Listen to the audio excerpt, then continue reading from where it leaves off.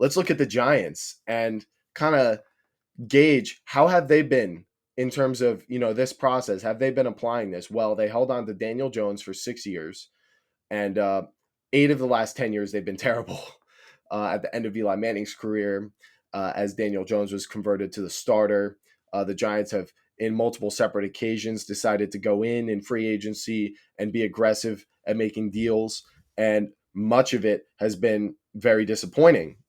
And there's been a lot of confusion about whether it was Daniel Jones, whether it was the team, the offensive line, the wide receivers, and whether it was even the coaches. The cycle of coaches we've had coming in and out and general managers has been ridiculous. All of these problems happening at the same time makes it really hard to understand where you are, what your actual problems truly are as an organization. If we had a genie who was just able to tell us Daniel Jones actually does have the potential to be good, you just really need to dump all your investments into the offensive line or the wide receivers, that would have been so helpful. Or Daniel Jones is not the guy. Get rid of him after year 2 and move on to the future and stop wasting your time. That would have been helpful as well. Or this coach is not it. Go get a Brian Dable if you think he's it. Hold on to him. Whatever the problem is, we just don't seem to know what it is because too many different things are going wrong.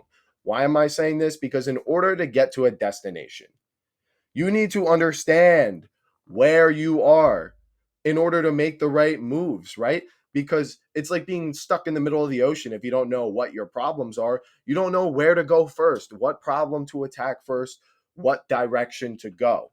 So we've been making the wrong decisions year after year after year after year, trying to fix problems where it's like whack-a-mole, right? You think it's the offensive line, okay, throw some at this. Now the receivers suck.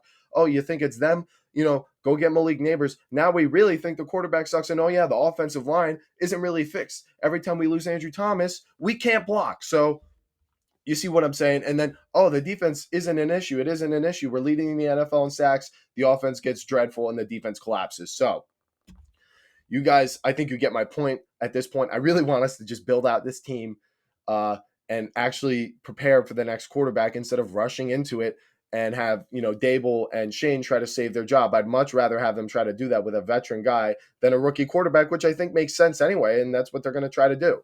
So now that I've broken down my philosophy for the offseason, I have now established we need to build this team. I am not rushing into a quarterback, and any of you guys who have anything to say about the way I go about this draft, if it's about quarterback, refer to this statement and see me in the comments below.